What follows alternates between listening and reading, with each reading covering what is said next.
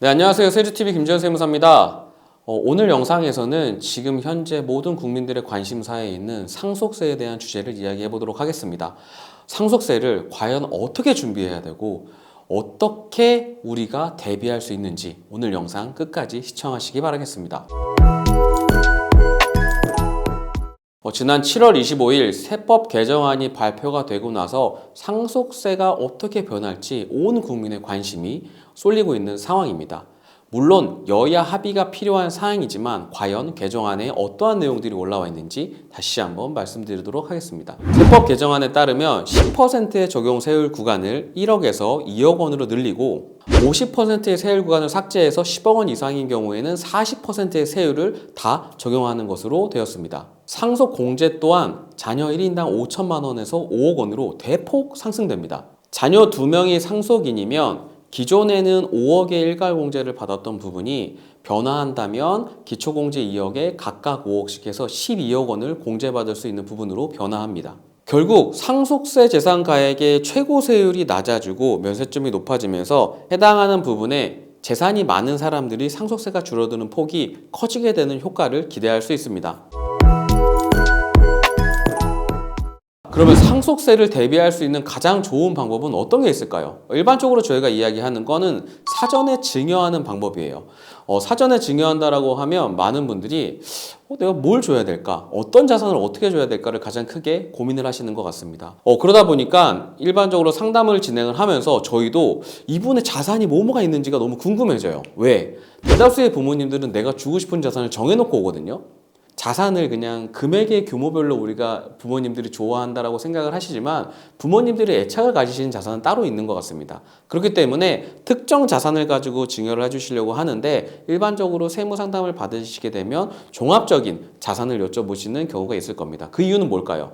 앞으로 자산이 늘어날 걸 우리가 사전에 증여를 해 주었을 때 자녀한테 갔을 때 이득을 볼 수 있는 구간이 훨씬 더 늘어나고 향후 상속세가 줄어드는 이러한 구간 또한 굉장히 늘어날 수 있는 부분이기 때문입니다.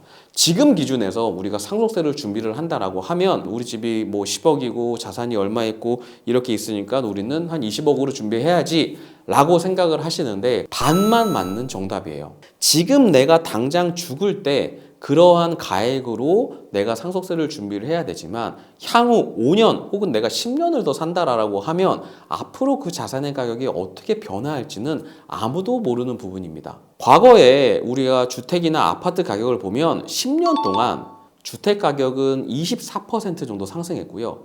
아파트 가격은 40% 이상 상승을 했습니다. 이러한 부분들의 통계를 그대로 적용한다라고 하면 앞으로 내가 가지고 있는 자산의 가치가 얼마가 되는지 또한 아마 계산이 가능하실 거라고 생각합니다. 이렇게 사전에 증여를 통해서 해당하는 부분들을 첫 번째로 검토를 하시고 두 번째로는 국세청에서도 굉장히 많이 권장하는 방법입니다. 바로 금융상품을 활용한 방법이에요. 뭐냐면 일반적으로 생명보험, 종신보험이라고 하죠.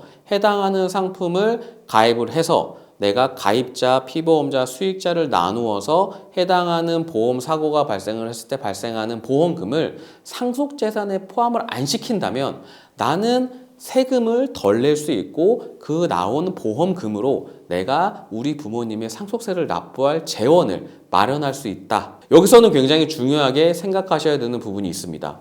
모든 보험 상품이 가입을 하면 상속세 재원 마련에 해당이 되냐? 그건 아니에요. 여기서 우리가 상속세 재원 마련을 똑똑하게 하기 위해서는 구조를 잘 생각하셔야 돼요. 첫 번째 뭐냐?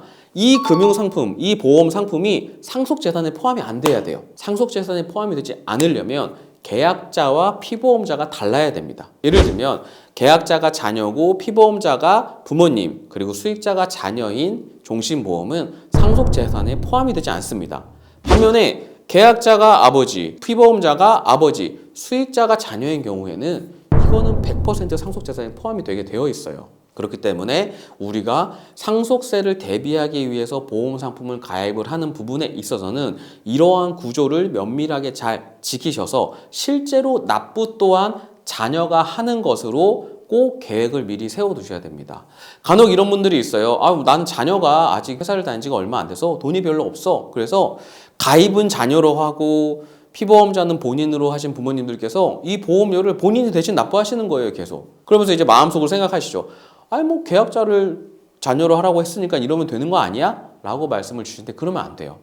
실질 과세 원칙에 따라서 실제 납부한 사람이 자녀분이어야 합니다. 그래서 해당하는 부분들에 대해서 형식적인 서류도 명확하게 하는 게 중요하지만 실제 납부하는 자녀분들에 대한 납부 재원 또한 활용을 하는 부분을 다시 한번 꼭 기억해 주시길 바라겠습니다. 저희가 이렇게 상속세를 준비를 한다라고 하면 굉장히 큰 금액들을 많이 고민하시는 것 같아요. 예를 들면 야, 배우자 공제는 6억이고 자녀는 5천만 원, 미성년 자녀는 2천만 원.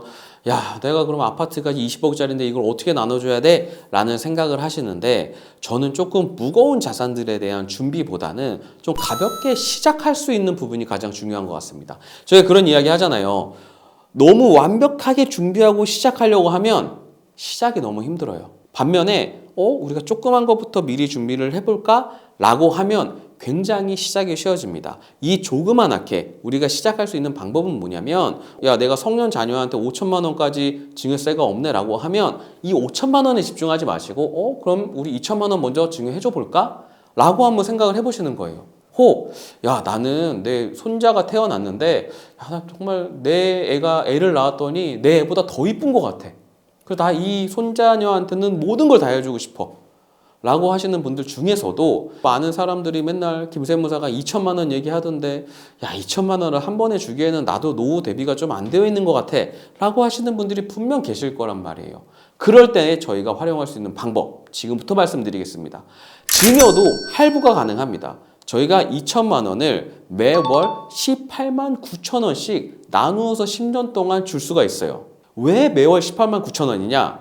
이건 바로 우리가 매월 할부로 증여를 한다라고 하면 10년 동안 납부할 원금액을 현재 가치로 땡겨왔을 때 2천만 원이 되는 거란 말이에요. 왜? 우리가 1회 증여할 때 신고라고 하니까. 그래서 이걸 다 합쳐봤더니 매월 18만 9천 원씩 우리가 10년 동안 줬을 때의 지금 현재 가치가 2천만 원인 거예요. 그래서 18만 9천 원씩 매월 손주분들한테 입금을 해주셔도 해당하는 부분들은 유기정기금 증여라고 해서 굉장히 많은 분들이 활용하고 있는 방향입니다.